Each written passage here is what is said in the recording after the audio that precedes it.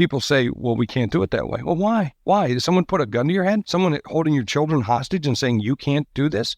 Be pig-headed and just run through obstacles.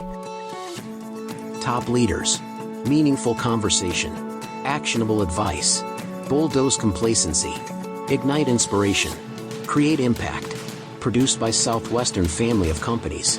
This is the Action Catalyst. Are you interested in advertising with the Action Catalyst? Our listeners could be hearing about your brand right here, right now. For details, shoot us an email at info@theactioncatalyst.com. Today's show is going to compel you. Jeffrey Hayzlett, who you're about to hear from, he's the host on a primetime television show called C-Suite, and he's the chairman of the C-Suite Network. He also was on Celebrity Apprentice. He has a book called Think Big, Act Bigger. We're going to talk through some of that today. He was the CMO of Kodak and was an executive for several large organizations. And so he's the real deal, and he spent a little time with us. Jeff, thanks for being here. Hey, thanks for having me. I really appreciate it. And thanks for saying that I'm real. I like that. I love teachers without question, but I like people who really get dirty, who really get it done.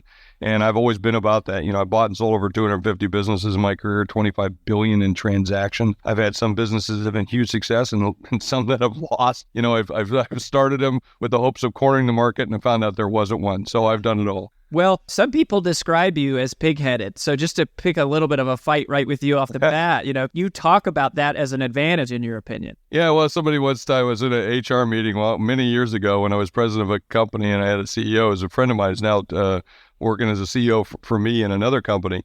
And he had the HR director came and said, Jeff's like a Big Mac truck. And she told me that in the meeting. So, and I said, and your point, what's your problem? That's my job. My job is to be like that. My job is to go through obstacles, around obstacles, over obstacles, to create things to happen. I'm the kind of guy that you bring in for that. And if you want touchy-feely and all those, yeah, I can give you some of that, but that's not what I'm about. My job is to make things happen. And I do it with great respect of other people and individuals and ideas and so forth. But in the end, someone's got to pay the bills. In the end, someone's got to deliver on the promise that we've just made. And that's really what it's about. So I really focus in on those promises and being pig-headed about that, saying, hey, no, we said we were going to hit this goal, this number, this profitability, this net realized rate, whatever it might be, you use the terms in sales, and that's what we're going to do, and we're not accepting anything less than that. So that's what we mean by being pig-headed. So I take that as a great compliment. Well, but that doesn't necessarily fly in the face of, yet you don't care about culture of the... culture is, as Gerber once said, I think it was Gerber, culture eats strategy for lunch. It does. And I always talk about mood. I think mood's one of the most important things you can have inside of a business is you have a great mood, you can overcome culture, getting people. But, if you have a bad mood, even the culture is really tough to break into. If you ever watched a television show, let's say West Wing, or pick any show that you see, you can see that it has an energy to it, a cadence that you can see as you watch the show. Well, the same thing walks into an office. You can walk into someone's office and immediately feel the culture, immediately feel the cadence of the company. Are they stuffy? Are they slow? Are they fast? Are they quick? Are they nimble? And I think the leaders have to do that. It's like, let's get it done. So your kind of style and your approach, which has been very successful, is just exactly what you said. It's knock down barriers, you blow through walls, do whatever it takes. What are some examples of companies that have kind of steamrolled their way through stuff? Can you say Uber? Uh-huh. Can you say Uber? There's a prime example where people said, we're not going to allow them in.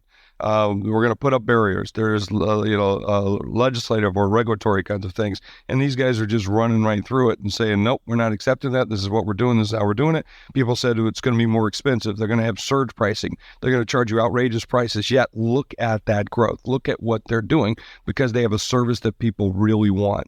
And no matter what those critics might say, they're driving through it. And even when they've done some really stupid bonehead moves, and said things they shouldn't have said, but yet you can see that they've steamrolled through those obstacles and they're just making it happen.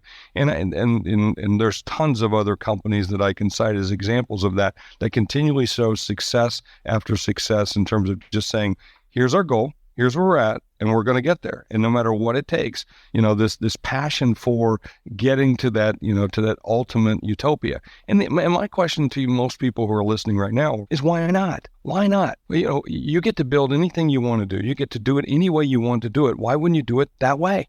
And when people say, well, we can't do it that way. Well, why? Why? Did someone put a gun to your head? Someone holding your children hostage and saying you can't do this? I don't get it. Someone, I use examples in my book where Think Big, Act Bigger, where, team would come to me. I said, look, I know the value of a network. I know the value of being in TV, being in radio, being books, speaking like yourself. I have a consulting practice, that your community is important to you. So I told my team, hey, go out and start making sure I'm engaging more with my followers. Show me how to do that. Show me ways in which I can get more people. And yet when they first said this, well, we can't do that. I said, well, why not? And they said, well, because of the budget. I said, who gave you a freaking budget? I said, go do it. It's up to me to decide whether it's too expensive or not. You're to tell me how to go do that. You tell me what I have to do. Do I have to run ads on Twitter? Do I have to run ads on Facebook? Do I have to tweet more? Do I have to do more video? You tell me. And what will help do that, so I can adopt the best practices and be real, because it's me that's doing it, by the way. It's not somebody else. And so those are the kind of things that we, talking about being pig-headed and just running through obstacles. Well, you mentioned the word passion. Where does passion fall in the equation of the things that are important to the success of the company? Well, passion alone won't pay the bills. All right. It's great to have passion, but you got to eat too, right? I mean, I love to have romance with my wife all the time, but I got to go out and get, bring in the money to pay for the thing, so I can have the candles and the champagne and have the chocolates and all the things that go with the passion of our relationship as well. Those little accoutrements, so to speak, of that. That's probably going to get me in trouble with my wife. I hope she's not watching or listening right now. But my point is, if it were passion alone, Kodak would still be standing the way it was. I mean, people were passionate about film, but that era is over.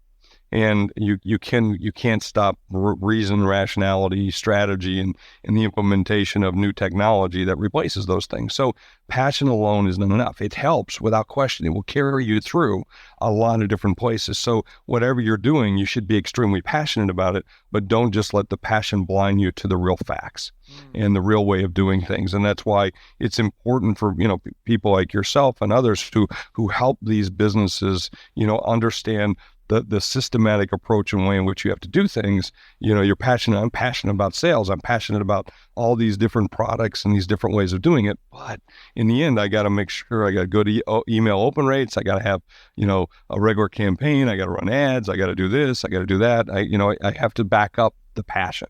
A great example, let me tell you, just in business books, we own the C-Suite Network and the C-Suite Book Club, C-Suite TV, C-Suite Radios. We're building out what I call LinkedIn on steroids. We're creating an ultra-powerful community of business leaders, and it's the upper echelon of the business world. That's what we're going after. But when you think about books, there's 398,000 new business books this year. 398,000 published in North America alone. And the average business book will sell 7,500 copies. Now, when somebody like myself, and I just recently sold, like 300,000 copies of Think Big, Act Bigger, that means somebody else is losing. And so, yeah, you have to know these facts and figures. And so a lot of people think, well, I just published my book. Where's the business? You got to start months ahead of time. I even tell people a year ahead of time before you start going. As you know, we market our book very well. It's what we do. We're very good at it. And the results, that's why we have publishers lined up saying, hey, where's my next book? And my book's only been out for 3 months. And now they're asking me, where's the next one, Right. You really understand that machine. And what about, there's this thing in the book that you talk about called the Caitlin rule. Love that rule. It was written at this very desk. So I'm sitting here in New York City. We help take companies public. We own a company called Tallgrass. Now, Tallgrass is a public relations and social media company. Its slogan says, if you want to run with the big dogs, you got to learn to pee in the tall grass. That's the name of the company. And only works with high growth companies. Well, we take companies public or help them elevate their visibility, or celebrities and a host of other businesses out there. And we were about to go and meet with the CEO of a company about 20 blocks from here to talk to him about taking the company public. So Caitlin stops by my desk, young woman, and I turned to her. And she says, Jeff, should we take color copies of the presentation? I said, Caitlin, I said, you're new here. You've only been here for a couple of weeks. You get to ask me 21 questions. I'm going to call it the Caitlin rule. And I made it up right there on the spot. And I said, 21 questions. I don't know why. I pulled it out of my rear end with a flashlight, but here's what the rule is. From now on, you can ask me any question you want. You can ask me about the meaning of life. You can ask me where the best Italian restaurant is. You can ask me which train to go take across. You can ask me, do I think your boyfriend's really serious about you? Any question that you want, is that one of your freaking questions? And she turned to me right here at this desk, right here, and said, I don't think so. And I turned back to her and said, good career move. Because if I have to answer that question, what do I need you for? Now, some people would say, is that a little harsh? No, it's setting levels of expectations, or what I call conditions of satisfaction. And I turned to her, I said, Caitlin, my job is to get in front of that client and give them the advice that's in this head and give them my vast experience of the things I do. It's like hitting a mark on a stage as a speaker or as a television host. It's about me showing up, being prepared and being ready on that spot. Lights go on, I start talking. That's what I'm supposed to do. Your job is to make sure that I hit that mark. Anything up to that mark is your responsibility. And if I have to do that, what do I need you for? I hired you because you're a big dog. That's what big dogs do in tall grass. Nothing but big dogs. You're going to take my job here someday. You're going to take and become the president of this company. That's what I saw in you. I can't wait till you do that. If I have to answer these questions for you, I don't need you. You're not a big dog. And so that's really what that's about. So what are you doing in your organization when people come to you and asking you questions or doing things that they should be doing themselves, and you're not empowering them to do it or telling them that you truly expect them to do it and hold their feet to fire to get it done? That's what the Caitlin rule is all about. You have to be, if you're going to be one of the big dogs, figure it out. You find a way. You don't come to me with that kind of stuff. Or I'll do it once. Like I've already asked you, I've answered that question. What do you think we should do? Well, we should take color copies. And I turned to her and I said, do you have time to make them? And she said, no. I said, then why the hell are you asking me a question like that? But that's, I think we have to call people on the carpet for those kinds of things. If you're not calling them on the carpet, you don't set expectations. You don't, it's like a coach talking to a player and saying, you can run that faster. Why are you sloughing off? I know what she could do. That's why we got her. And I can see people can think I'm a jerk. I think I'm being a very good leader in saying, this is what I expect you to do. We set the bar. I expect you to hit the bar or go over the bar. If you don't hit the bar, you're a below par player. I don't want below par players in my operation. I only want big dogs. And this is what we do. And that's not a big dog decision. That's not a responsible person that's on my team. You're letting me down. That's what that's all about. Well, and you're training them to think for themselves. It's one of the best gifts that you can actually give the person. To tell me really quick, I have a couple more questions for you, but the conditions of satisfaction, I just want you to hit that really quick. Could you explain what is that? What does that mean? How does it come into play? Yeah, I think this is one of the most important parts of the book, and I've actually put this in all my books about conditions of satisfaction, what I call mutual conditions of satisfaction. On one side, you always have a customer. On the other side, you always have a performer. In everything we do, whether it's with a customer, a vendor, even our employees, even our kids. You ever make a pinky promise? Those are mutual conditions of satisfaction, where I do something for the kids and then they expect us. That's what it's all about. And if you break that, oh my gosh, you can't break a promise. A promise is a promise. You can renegotiate it, but you have to deliver on those promises. And so there's an action cycle that goes with those conditions of satisfaction. There's an offer. There's the acceptance, there's the doing of the work, and there's the delivery of the product and the acceptance of that delivery. So satisfaction. And you, at the end of this action cycle, you always go back to the person and said, I've just delivered you, this book, or this bottle of water or this cup of coffee or whatever it might be. And then you just say, are you satisfied? Because once they say they're satisfied, there's no going back. There's no bitching. There's no moaning. There's no renegotiation. There's no missing the payments on the bill.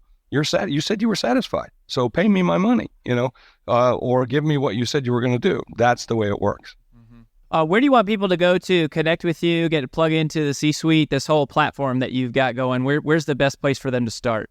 Well, you can start right at the csuitenetwork.com, but you can go to csuitetv.com, csuiteradio.com, csuitebookclub.com. We own everything around C-Suite. If you just look up hashtag C-Suite, you'll run into us because we have a majority of the conversation, or find me at Hayzlett.com. And last little thing for you, Jeff, you have worked at these big public companies. You've bought and sold businesses. You've been a speaker, best-selling author, TV show. You're on Celebrity Apprentice. What is next for you? Like, what is the thing where you go, this inspires me? This is the next wall that Jeffrey Hayzlett personally is going to be blown through.